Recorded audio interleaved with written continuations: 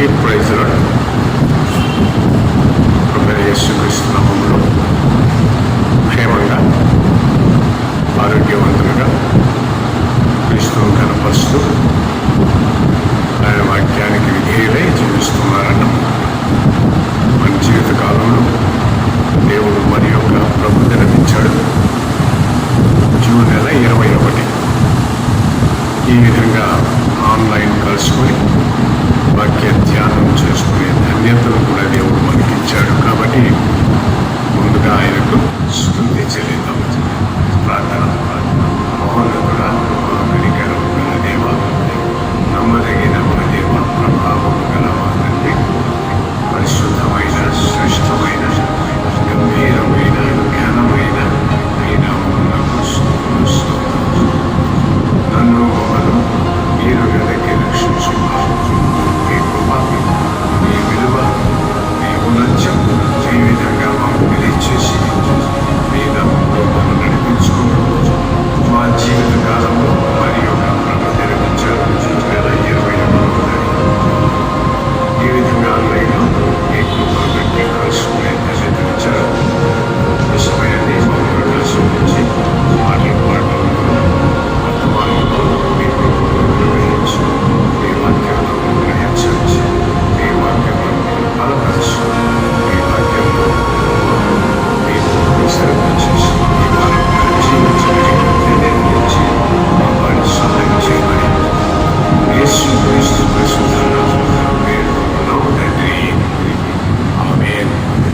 మన పాటల పుస్తకం నుండి పాట సంఖ్య 161 పాడుకుందాం.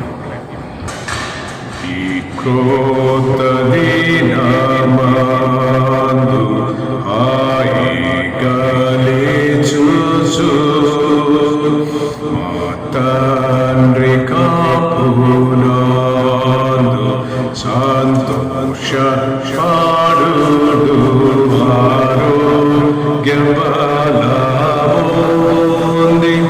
ఈ దినమంతయు కాపరికి లొంగి అభయముందుదు కాపాడుచు దేవ మా తోడైయుండుము. ఈరోజు నీదు సేవ మాకు బోధించుము. అట్లైన మాధు సాభ మా బిడ్డలందరూ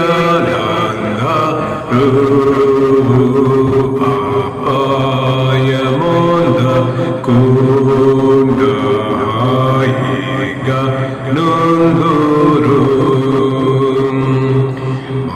మమ్మున ఆశీర్వదించి నీ దైవ చిత్తము మాయందు జరిగించి మా వీధి నేర్పుము. సీమోను చూపినాటి విశ్వాస ఉంచుచు నిరాశ పడకుండా మా బాల వేతుము.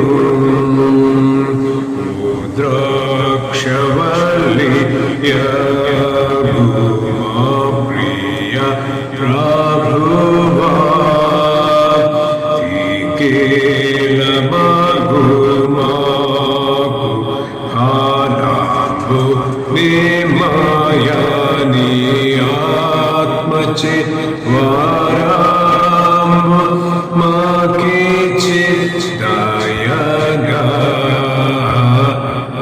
స్తుతి అర్పణంబు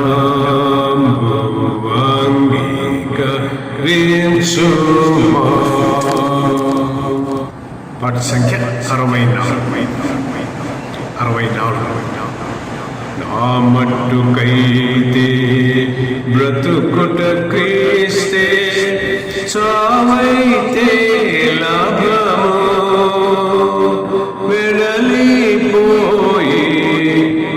యేసుతోనుండను ఆశగానున్నది. నన్ను ప్రేమించి రక్షించుటకు తానప్పగించుకున్నాడు. యేసుని కొరకు జీవించుటకు ఆశగానున్నది. యేసుని తోడా శ్రమలను పొందిన వారసుడనగుదును. ఆయన తోడా మహిమను పొందను ఆశగానున్నది. ఆయన ఏటి వాడయ్యుండెను నేనటి వాడనై. నా జీవితములో యేసుని వెంబడించ ఆశగానున్నది. ఆయన ఉండు స్థలములోన నేనుండు నాటులా. యేసుని రాకడ నా కొరకెప్పుడు ఆశగానున్నది. ఇక జీవించు జీవితమంతా యేసుని కొరకే నిరీక్షించి జీవించుటకు ఆశగానున్నది. నా మట్టుకైతే బ్రతుకుట క్రీస్తే, చావైతే లాభము. వెడలిపోయి యేసుతోనుండను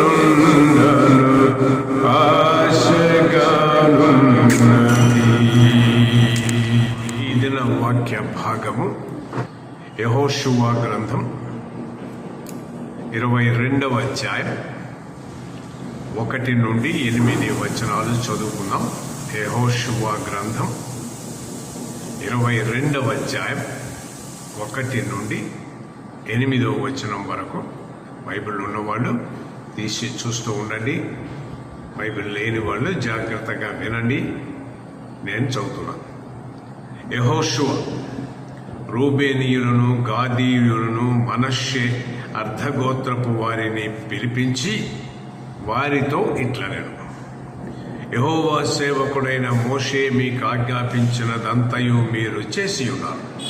మరియు నేను మీకు ఆజ్ఞాపించిన వాటన్నిటి విషయంలో నా మాట విని ఉన్నారు. బహుదినముల నుండి నేటి వరకు మీరు మీ సహోదరులను విడువక మీ దేవుడైన యెహోవా ఆజ్ఞను అనుసరించి నడిచి ఉన్నారు. ఇప్పుడు మీ దేవుడైన యెహోవా మీ సహోదరులతో చెప్పినట్లు వారికి నెమ్మది కలుగ చేసి ఉన్నాడు. కాబట్టి మీరిప్పుడు యెహోవా సేవకుడైన మోషే యోర్దాను అవతల మీకు స్వాస్థ్యముగా ఇచ్చిన దేశములో మీ నివాసములకు తిరిగి వెళ్ళుడే. అయితే మీ పూర్ణ హృదయముతోనూ మీ పూర్ణ ఆత్మతోనూ మీ దేవుడైన యెహోవాను ప్రేమించుచు ఆయన మార్గములన్నిటిలో నడుచుకొనుచు ఆయన ఆజ్ఞలను గైకొనుచు ఆయనను హత్తుకొని ఆయనను సేవించుచు యెహోవా సేవకుడైన మోషే ఆజ్ఞాపించిన ధర్మమును శాస్త్రమును అనుసరించి నడుచుకొనుడి. అతడు ఇలాగు చెప్పిన తరువాత వారిని దీవించి వెళ్ళనంపగా వారు తమ నివాసములకు పోయిరి. మోషే బాషానులో మనష్షే అర్ధగోత్రమునకు యెహోషువ పడమటి దిక్కున యోర్దాను అద్దరిని వారి సహోదరులలో మిగిలిన అర్ధగోత్రమును స్వాస్థ్యమును ఇచ్చిరి. మరియు యెహోషువ వారి నివాసములకు వారిని వెళ్ళనంపినప్పుడు అతడు వారిని దీవించి వారితో ఇట్లనెను, మీరు మిక్కిలి కలిమి గలవారై అతి విస్తారమైన పశువులతోనూ మెడతో వెండితోనూ బంగారుతోనూ ఇత్తడితోనూ ఇనుముతోనూ అతి విస్తారమైన వస్త్రములతోనూ మీరు మీ నివాసములకు వెళ్ళుచున్నారు. మీ శత్రువుల దోపుడు సొమ్మును మీరును మీ సహోదరులను కలిసి పంచుకొనుడి. దేవుడి మాటలను మన కొరకు ఆశీర్వదించును గాక. చాలా ముఖ్యమైన విషయాలు ఇక్కడ ఉన్నాయి. వాటిని మనం ధ్యానం చేద్దాం. నా అంశం ఏమిటంటే 5 ముఖ్యమైన విషయాలు. 5 ముఖ్యమైన విషయాలు. దేవుని వాక్యాన్ని జాగ్రత్తగా చదువుకుందాం, జాగ్రత్తగా దాన్ని అన్వయించుకుందాం. ఇంగ్లాండ్ దేశంలో ఈ మధ్య కాలంలో ఒక సర్వే చేశారు. ఆ సర్వే యొక్క ఫలితాలు ఏమిటంటే, అనేకులైన క్రైస్తవులు క్రీస్తుకు దూరముగా వెళ్ళిపోతున్నారని చెప్పి, ఇంకా 155 మంది విశ్వాసులు వారి విశ్వాసాన్ని గురించి అంతగా పట్టించుకోవడం లేదట. ప్రకటన గ్రంథం 2వ అధ్యాయం 4వ వచనంలో చెప్పబడిన మొదటి ప్రేమ సన్నగిల్లుతున్నది. ఒకానొక రోజున క్రీస్తు అని గగ్గోలు పెట్టిన విశ్వాసులు, ఇంగ్లీష్లో దాన్ని నేనేమంటున్నానంటే బిలీవర్స్ ఆన్ ఫైర్, ఈ దినాల్లో గాలి తీసిన బుడగల్లాగా మనకెందుకులే అని అనుకుంటున్నారు. గమనించండి ప్రియమైన వాళ్ళరా, ఇది ఒక ఇంగ్లాండ్ దేశంలోనే కాదు, అమెరికాలోనూ ఇంకా అన్ని దేశాల్లో ఇదే పరిస్థితి. మరి ఇంకా మన దేశం సంగతి మీకు చెప్పనవసరము లేదు. దీని కారణాలు మనకెన్నో కనబడుతున్నాయి. నేను చేసిన అబ్జర్వేషన్ను బట్టి కారణం 1, క్రీస్తుతో సహవాసం లేదు. 2, స్థానిక సంఘాల్లో అంటి ముట్టనట్టుగా నటించే వాళ్ళు ఉండడం. 3, తోటి విశ్వాసులతో కలిసి మెలసి ఉండలేకపోవడం.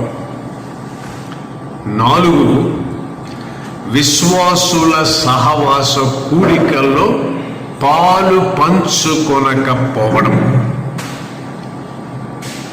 ప్రియమైన వాళ్ళరా, అందుకే గమనించండి,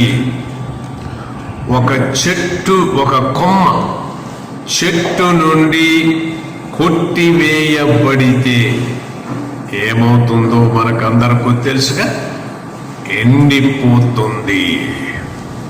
అవునా?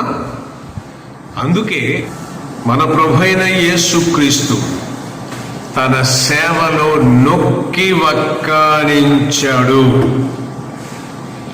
అదే విషయాన్ని దైవజనుడు పౌలు కోడై కూశాడు. ఏమని? సహవాసానికి దూరంగా ఉండకండి అని చెప్పుతూ ఉన్నా, విన్నట్లు నటించి మనము చేసేదే చేస్తున్నాం. గమనించండి, దేవుని మాటలు ఏనాడు వృధా కావు.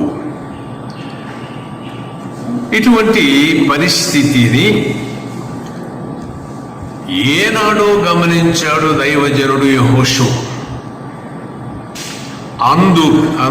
అందుకనే తన ప్రజలందరినీ అనగా ఇశ్రాయేలు ప్రజలందరినీ తగిన విధంగా హెచ్చరించాడు. ఏమి చేశాడో చూద్దాం. యోర్దాను నదికి తూర్పున ఉన్నటువంటి గోత్రాలను పిలిపించి దేవుని జ్ఞానాన్ని గురించి అద్భుతమైన హెచ్చరికలు ఈ 3 లేకపోతే 2.5 గోత్రముల వారికి చెప్పాడు. మొట్టమొదటిగా వారు చేసిన సహాయానికి కృతజ్ఞత చెప్పాడు. ఇదే మనం చదివిన యెహోషువ గ్రంథం 22వ అధ్యాయం 2-3 వచనాలలో వారికి కృతజ్ఞత. కనాను ప్రాంతం వచ్చే వరకు వారు ఎంత ఐక్యంగా ఉన్నారో గుర్తు చేశాడు. ఇంకా ఈ 3 గోత్రముల వారు లేకపోతే 2.5 గోత్రం ఏమన్నా చెప్పండి, ఎవరోళ్ళు? రూబేను, గాదు, మనష్షే అర్ధ గోత్రం. వారు చేసిన సహాయాన్ని బట్టి వారిని పొగిడాడు, మెచ్చుకున్నాడు. ప్రియమైన వాళ్ళారా, ఈ కలయికలో వారికి 5 అద్భుతమైన సలహాలనండి, ఆజ్ఞలనండి ఇచ్చాడు. సలహాలు అంటున్నాము కానీ ఇవి ఆజ్ఞల్లాగానే మనం భావించవచ్చు. అంటే ఆజ్ఞలంటే దీన్ని మీరకూడదు, ఇటువంటివి తప్పకుండా వాళ్ళు పాటించాలి అని వాళ్లకు ఇక్కడ సలహా అనండి, మళ్ళా ఆజ్ఞ అనండి యెహోషువ ఇచ్చాడు. ఈ సలహాలు ముఖ్యంగా మనము యెహోషువ గ్రంథం 22వ అధ్యాయం 5వ వచనంలో చూడగలము. దేవుని వాక్యాన్ని వింటున్న మనం, ధ్యానం చేస్తున్నటువంటి మనం మన స్థితిని కూడా పరీక్షించుకుందాం. ఎందుకంటే దేవుని వాక్యం అన్ని కాలాలకు సంబంధించినది కాబట్టి చాలా జాగ్రత్తగా దేవుని వాక్యాన్ని చదువుకోవాలి. ఒకసారి యెహోషువ గ్రంథం 22వ అధ్యాయం 5వ వచనం ఒక్కసారి చూద్దాం. చూడండి. మీ పూర్ణ హృదయముతోను మీ పూర్ణ ఆత్మతోను మీ దేవుడైన యెహోవాను ప్రేమించుచు ఆయన మార్గములన్నిటిలో నడుచుకొనుచు ఆయన ఆజ్ఞలను గైకొనుచు ఆయనను హత్తుకొని ఆయనను సేవించుచు యెహోవా సేవకుడైన మోషే మీకు ఆజ్ఞాపించిన ధర్మమును ధర్మశాస్త్రమును అనుసరించి నడుచుకొనండి.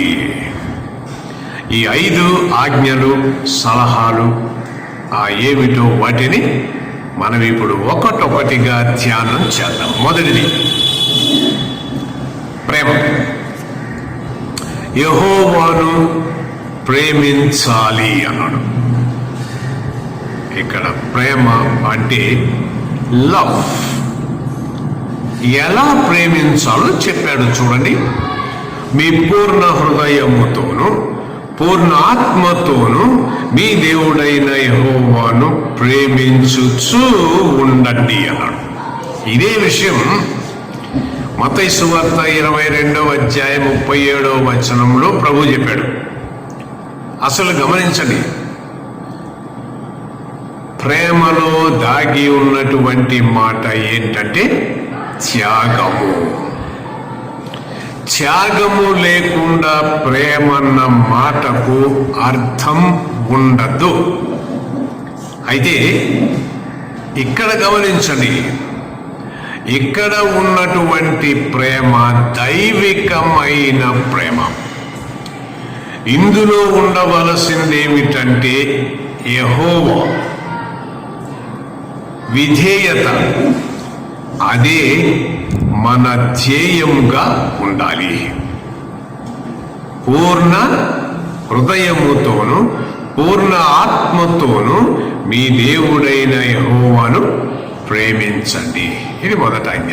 చూడండి ప్రియమైన వాళ్ళ, ఓ బోధకుడు బోధ చేస్తూ ఒక పెద్ద తెల్లటి గుడ్డను పెట్టి అందరికీ చూపించి ప్రియులకు, సంఘ ప్రియులకు ఏంటి చూస్తున్నారు అని అడిగాడు. అందరు ఏమన్నారు? తెల్లగుడ్డ అన్నారు. వెరీ గుడ్, వెరీ గుడ్, చాలా బాగా చూస్తున్నారు. అప్పుడు ఒక నల్ల పెన్ తీసుకొని ఆ గుడ్డ మీద ఒక చుక్క పెట్టి, ఇప్పుడేం చూస్తున్నారు మీరు అన్నాడు. అందరు ఏమన్నారో తెలుసా? నల్ల చుక్క. ఇది ఒక చుక్కే. మొత్తంగా ఉన్నదేంటి? తెల్లటి గుడ్డ. ప్రియమైన వాళ్ళరా, మన చూపు ఆ నల్ల చుక్క మీదకే పోయింది. ఎన్నో వేళ్ళు దేవుడు చేస్తుంటే వాటిని మరచిపోయి ఒక చిన్న నల్ల చుక్క వైపే చూస్తున్నాం. కారణం ప్రేమ లేకపోవడం. ప్రేమ ఉంటే ఆ చుక్క కనబడదు కదా. కాబట్టి మీ పూర్ణ ఆత్మతోనూ మీ పూర్ణ హృదయముతోనూ దేవుణ్ణి సేవించండి అన్నాడు. Love the lord. ఇది మొదటి విషయం. 2, ఆయన మార్గములన్నిటిలో నడుచుకొనవలెను. ఇంగ్లీష్లో చాలా మంచి మాట చెప్పాడు, వాక్. వాక్ గమనించారా? ఆయన మార్గాలలోనే నడవాలి. అంతేగాని ఈ ప్రపంచ విధానాల్లో కానీ మనుష్యులు ఏర్పరిచిన వాటిల్లోనే కానే కాదు. గమనించారా? లోక దారిల్లోకి, మనకిష్టమైన వాటిల్లోకి వెళ్ళుట బహు సులభం. అయితే ఆయన మార్గాల్లో నడవాలి అంటే కొంత త్యాగం కూడా అవసరమే అని మరచిపోకండి. ఈ 2.5 గోత్ర ప్రజలు ఎక్కడున్నారు? యోర్దాను తూర్పున. మీకు టోపాగ్రఫీ గుర్తుందిగా. యోర్దాను నది తూర్పున ఈ 3 గోత్రాలు, పడమర ఈ 10.5 గోత్రాలు. అంటే గమనించండి, వీళ్ళిద్దరి ఈ 2 గుంపులను సపరేట్ చేసేది యోర్దాను నది. అందుకని యోర్దాను నదికి అవతల ఉన్నారు. అంటే అర్థం మిగతా ప్రియులందరితో కలిసి లేరు. అయినా దేవుని మార్గాల్లో నడవమని వారికి సలహా ఇస్తున్నాడు, లేక ఆజ్ఞాపిస్తున్నాడు. ఎందుకో తెలుసా? ఈ లోక విధానాల్లో మార్పులు చేర్పులు ఉండటమే కాకుండా ఈ లోక విధానాలు చాలా ఆకర్షణీయంగా ఉంటాయి, ఇంకా అనుకూలంగా ఉంటాయి. మరి ఆయన మార్గాలు నిరంతరం. దేవుడు సృష్టి చేసినప్పుడు ఏం పెట్టాడో, సంఘము ఏర్పరిచినప్పుడు ఏ రూల్స్ పెట్టాడో అవే ఇంకా ఉన్నాయి. మనుషులు వాటిని మార్చకూడదు, మార్చలేరు. అయితే ఈ లోకం ఫ్రమ్ టైం టు టైం అవసరతలను బట్టి మారిపోతూ ఉంటుంది. అందుకనే యెహోషువ ఏమంటున్నాడంటే, దూరంగా ఉన్న దేవునికి మాత్రం దగ్గరగానే ఉండండి అని 2వ సలహా ఇచ్చాడు. ఆయన మార్గాల్లో నడుచుకునండి. వాక్ ఇన్ హిజ్ వేస్. 3, ఆయన ఆజ్ఞలను గైకొనుచు. ఇక్కడ మరొక ఇంగ్లీష్ మాట, మంచి మాట ఏంటంటే obey his commandments. ఆయన ఆజ్ఞలను గైకొనుము అనగా విధేయత చూపుతూ, లోబడుతూ వాటిని జరిగించుచు ఉండాలి. కష్టమైన, బాధైన దేవుని ఆజ్ఞలను తప్పక నెరవేర్చాలి. మన దేశంలో లాగానే ఇశ్రాయేలు ప్రజలు విధేయతకు ప్రాధాన్యతనిచ్చారు. ఒక వ్యక్తికి విధేయత చూపిస్తే దాని అర్థం ఆ వ్యక్తిని మనము గౌరవిస్తున్నాము అని అర్థం. అంతే కదా? ఏ వ్యక్తికైనా ఏ వ్యవస్థకైనా మనము గౌరవిస్తున్నామంటే విధేయత చూపాలి. ఎంత కష్టతరమైన రూల్స్ ఉన్న విధేయత చూపాలి. అందుకే అది గౌరవించడం అని కూడా అంటున్నాం. ఇటువంటి విధేయత ఎంతకాలం ఉండాలి? కలకాలం, జీవితకాలం అంతా. మనము, మన పిల్లలు, పిల్లల పిల్లలు, తరతరాలు దేవునికి విధేయత కలిగి ఉండాలి. దేవుని వాక్యానికి గౌరవమిస్తే దానికి విధేయత చూపించినట్లు. కష్టమైన, బాధ అయినా, ఇరుకైన, ఇబ్బంది అయినా విధేయత అన్నది దేవుడు మన దగ్గర కోరుకున్నది. Obey his commandments. ఒక చిన్న ఉదాహరణ చెప్తాను. అలెగ్జాండర్ అన్న రాజు గ్రీస్ దేశాన్ని పరిపాలించేటప్పుడు ఒక సైన్యం దగ్గరికి వెళ్ళాడట. సైన్యం క్యాంప్ చేసే దగ్గర అక్కడ ఒక సైనికుడు నిలబడుకొని నిద్రపోతున్నాడు. చూసారా? నిలబడుకొని నిద్రపోతున్నాడు. అప్పుడు అలెగ్జాండర్ అక్కడికి వెళ్ళాడు. అలెగ్జాండర్ అతను గమనించలా, నిలబడుకొని నిద్రపోతున్నాడు. అలెగ్జాండర్ అతను తట్టి లేవగొట్టి, బాబు ఏం చేస్తున్నావు నువ్వు అన్న. కళ్ళు ఏంటండి, సారీ అని. అప్పుడు అలెగ్జాండర్ అడిగాడట, నీ పేరేంటమ్మా అని. ఆ సైనికులు ఇమ్మీడియట్ గా చెప్పాడు, అతని పేరు అలెగ్జాండర్ అని. అంటే అధికారి పేరే, రాజుగారి పేరే అతను కూడా పెట్టుకున్నాడు. ఎప్పుడైతే అతని పేరు అలెగ్జాండర్ అని చెప్పి ఆయన ఇతను నిద్రపోతున్నాడో అప్పుడు అలెగ్జాండర్కు ఆ వ్యక్తి సైనికుని గురించి ఎంతో కోపం వచ్చింది. కారణం, అతను అవిధేయుడుగా ఉంటున్నాడు. నా పేరు పెట్టుకొని ఇంత అవిధేయత ఏమిటయ్యా బాబు అని అతన్ని చాలా గొప్పగా శిక్షిస్తాడు. ప్రియమైన వాళ్ళారా, మరి మనం జీవము గల దేవుని పేరు పెట్టుకొని లోకరక్షకుడైన యేసుక్రీస్తు విధానాలు ఎరిగి జీవిస్తున్నామని చెప్పుకుంటూ ఆయనకు అవిధేయత చూపిస్తే ఆయనకు కోపం రాదా? విధేయత. So God expects from us total obedience, పూర్తి విధేయత. ఆ విధంగా చేద్దామా? యెహోషువ ఈ ప్రజలకు చెప్పాడు, విధేయత కలిగి ఉండండి అన్నాడు. ఆనాడు వాళ్ళకి చెప్పాడు, ఈరోజు దేవుని వాక్యం మనకు కూడా చెప్తుంది. 4వ అంశం, ఆయనను హత్తుకొని ఆయనను సేవించాలి. సేవించండి, లేకపోతే ఆయనను హత్తుకొని ఆయనను సేవించండి. ఇంగ్లీష్లో ఏమన్నాడంటే hold fast are cleave to him. ఇటువంటి గుణం పెళ్లి బంధంలాగా అనిపిస్తుంది నాకు.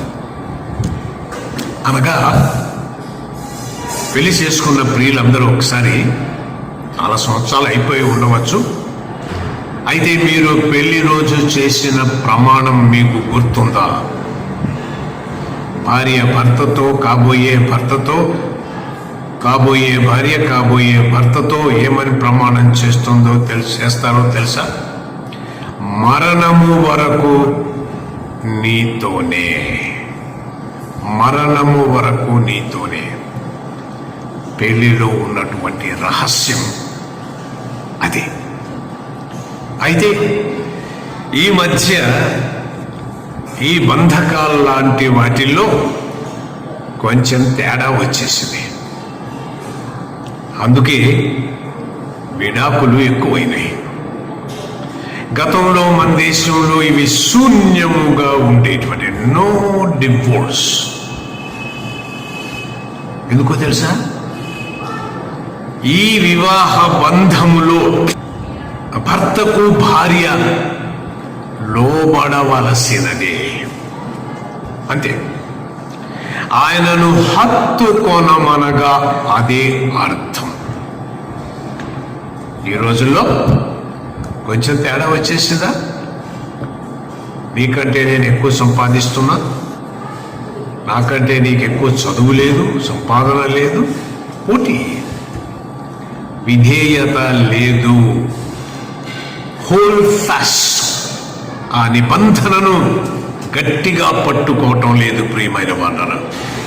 అందుకనే యెహోషువ ఈ 2.5 గోత్ర ప్రజలకు ఎందుకు హెచ్చరిక చేస్తున్నాడనగా, ఈ ప్రపంచంలో దేవునికి దూరంగా తీసుకొని వెళ్ళేటటువంటి విధానాలు, కోకొల్లలు,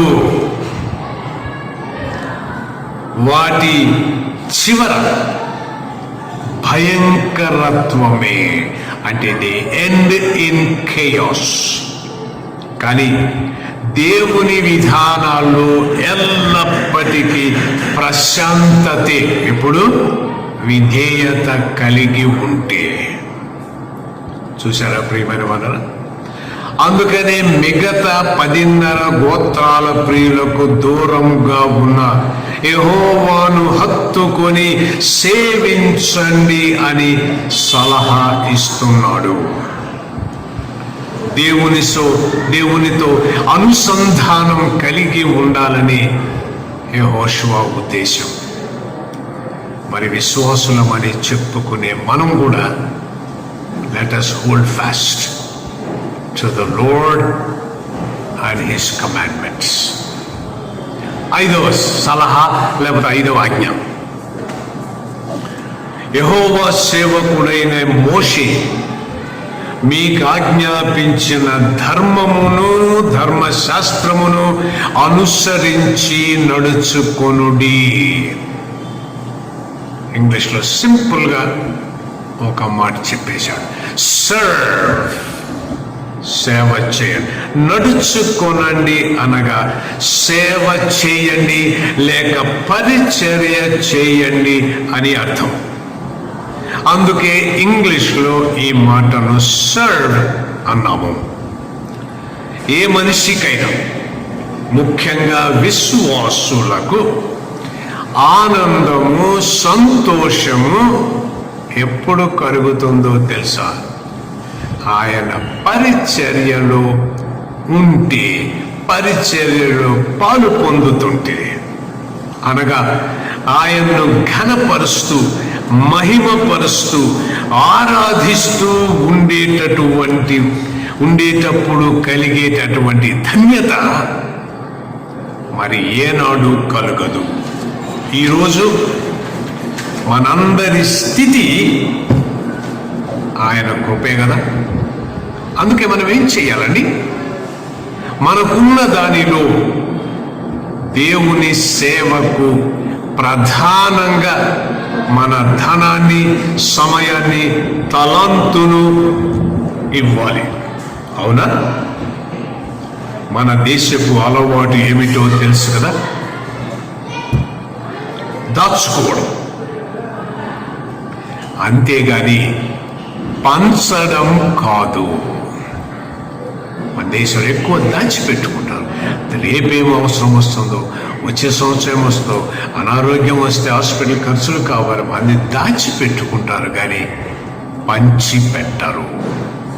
ప్రియమైన వాళ్ళారా, విశ్వాస దేశాలలో వాళ్ళ ఆస్తిని, ధనాన్ని ఎక్కువగా పంచి వేస్తూ ఉంటారు. ఎక్కువ మంది సేవకే ఇస్తూ ఉంటారు. ఎందుకంటే దేవునికి ఇస్తుంటే వాళ్లకు ఇంకా అభివృద్ధి కలుగుతుందని వాళ్ళ ఉద్దేశం. అందుకని ఒక చిన్న మాట మీకు గుర్తు చేస్తాను. ఏసీ కాలేజ్ అని గుంటూరులో ఒక పెద్ద కాలేజ్. ఎప్పుడు చూసారా? పెద్ద కాలేజ్. దాని మీద ఒక ప్లాక్ ఉంది, చెక్కి పెట్టారు. ఏమని రాసిందో తెలుసా? అమెరికాలో సండే స్కూల్ పిల్లలు వేసిన కానుక. సండే స్కూల్ పిల్లలు కానుక వేసి గుంటూరులో ఏసీ ఆంధ్ర క్రిస్టియన్ కాలేజ్ కట్టేటటువంటి స్థితి వాళ్ళు ఇచ్చారంటే వాళ్ళకి ఇవ్వటంలో ఎంత ధన్యత ఉన్నదో తెలుసుకున్నారు కదా. ప్రియమైన వారు, దేవుని సేవకు ఇవ్వడంలో ఏనాడు వెనకాడకండి. దేవుని ఆశీర్వాదం మన మీద మెండుగా రావాలి అంటే మన స్తోమతకు మించి ఇవ్వాలి. ఆయన సేవలో ఉండాలి. ప్రియమైన వాళ్ళరా, మొన్న నల్గొండ జిల్లాలో ఒక అతను సైన్యంలో చనిపోయాడుగా, చైనా బోర్డర్లో చనిపోయాడు. దాని డెడ్ బాడీని హైదరాబాద్ నుంచి నల్గొండ తీసుకొచ్చి అక్కడ అతన్ని ఫ్యూనరల్ అంతిమ కార్యక్రమాలు చేశారు. అతని భార్య భర్త చనిపోయి ఉన్న ఏమందో తెలుసా? నా పిల్లలు మిలిటరీకి వెళ్తానంటే సంతోషంగా పంపిస్తాను. సేవ. ఎంతమంది దేవుని సేవలో ఉంటున్నారు? సేవ అంటే ఒక వాక్యం చెప్పడమే కాదు, దేవుని ఆలయంలో దేవుని నామములో జరిగే ఏ పనైనా, దుప్పట్లు తీయడం, లోడ్స్ టేబుల్ పంచుకోవడం, లోడ్స్ టేబుల్ తయారు చేయటం, కానుకలు పట్టడం, లెక్క వేయడం, ఇదంతా దేవుని తుడుచుకోవటం, చేయటం ఎన్నున్నాయండి. ఎక్కడైనా మీటింగ్ జరిగితే ఏర్పాట్లు చేయటం ఎన్నున్నాయి. అందుకనే దేవుని సేవ. యెహోషువ ప్రియులకు చెప్పాడు, సేవలో ఉండండి అని. ప్రియమైన వల్ల యెహోషువ ఇచ్చిన సలహా, ఆజ్ఞ మీకు అర్థమైంది అనుకుంటున్నా. దేవునికి దూరంగా, దేవుని విధానాలకు దూరంగా మాత్రం ఉండకండి అని ఘంటాబద్ధంగా చెప్పేశాడు. సేవ గురించి చిన్నతనము కానీ తక్కువ అంచనా కానీ వేయవద్దని కూడా చెప్పాడు. అందుకనే పౌలు అన్నాడు, పౌలు మాటలు గుర్తు చేస్తున్నా, రోమీయులకు రాసిన పత్రిక 1వ అధ్యాయం 16వ వచనంలో చెప్పాడు కదా, సువార్తను గూర్చి నేను సిగ్గుపడువాడను కాను. ఎంత ఆధిక్యత అండి! ఆయన వారముగా ఉండటం ఒక ఆధిక్యత, ఆయన పరిచర్య చేయడం ఒక ధన్యత. మనము ఆయనను ఎరుగుట కాదు, మనము ఆయన చేత ఎరగబడిన జనమని గలతీయులకు రాసిన పత్రిక 4వ అధ్యాయం 9వ వచనంలో పరిశుద్ధాత్మ దేవుడు పౌలు ద్వారా మనకు తెలియచేశాడు. మరి నీవు విశ్వాసిగా ఉండుటకు గర్వపడుతున్నావా? దేవుని మాటలు అన్ని వేళలా, నిన్న, నేడు, రేపు నిరంతరం పఠింపగలిగినవి, అనుసరింపగలిగినవి. యెహోషువ సలహాను గుర్తుపెట్టుకున్నాం. ఏమన్నాడని? మీ పూర్ణ హృదయముతోనూ పూర్ణ ఆత్మతోనూ మీ దేవుడైన యెహోవాను ప్రేమించుచు ఆయన మార్గములన్నిటిలో నడుచుకొనుచు ఆయన ఆజ్ఞలను గైకొనుచు ఆయనను హత్తుకొని ఆయనను సేవించుచు యెహోవా సేవకుడైన మోషే మీకు ఆజ్ఞాపించిన ధర్మమును, ధర్మశాస్త్రమును అనుసరించి నడుచుకొనండి. 5 విషయాలు. Love, walk, obey, hold fast and serve. ఇది విశ్వాసులైన ప్రతి ఒక్కరూ చేయాలి. ఏమాత్రం తడువు చేయకండి, ఏమాత్రం వెనకాడకండి. నులివెచ్చగా ఉండక ఆయన పరిచర్యలో ప్రతి మారు మనస్సు పొందిన విశ్వాసికి పాలు ఉన్నదని గుర్తు చేసుకోనండి. Love, walk, obey, hold fast and serve. ఇటువంటి అద్భుతమైన జీవితం, విశ్వాస జీవితం, దేవుని మహిమ కొరకు జీవించటానికి పరిశుద్ధాత్మ దేవుడు తన శక్తిని, సహాయాన్ని మనకందరకు దయచేయనుగాక. ఆమేన్. ప్రేమగల మా తండ్రి, పరిశుద్ధ దేవ, మీకే వందనాలు స్తోత్రాలు. మాకు ఉచితముగా మీ రక్షణలు ఇచ్చారు. మీ వారం అన్నటువంటి ముద్రలు వేశారు. మీ కృపను విస్తరింప చేశారు. ఆ శరీరాలకు ఆరోగ్యాన్ని, ఆత్మలకు క్షేమాన్ని ఇచ్చి మీరిచ్చిన ఈ ప్రభు దినాన్ని బట్టి మీకు స్తోత్రాలు. మీ వాక్యంతో మాతో మాట్లాడారు. జీవ గ్రంథములోని మాటలు మాకు వినిపించారు. దేవా, వాటి ప్రకారం మేము చేయగలుగుతున్నాను. మీ కృపను మాకు విస్తరింప చేయమని అలనాడు యెహోషువ ఈ 2.5 గోత్ర ప్రియులకు చెప్పినట్లు ఈరోజు మాకు చెప్పారు. Love, walk, obey, hold fast and serve. ఇటువంటి అద్భుతమైన జీవిత విధానాల్లో ఉండడానికి మీ పరిశుద్ధాత్మ శక్తిని మాకందరికీ దయచేయమని యేసు క్రీస్తు పరిశుద్ధ నామమున వేడుకుంటున్నాము తండ్రి. ఆమేన్. Praise the lord.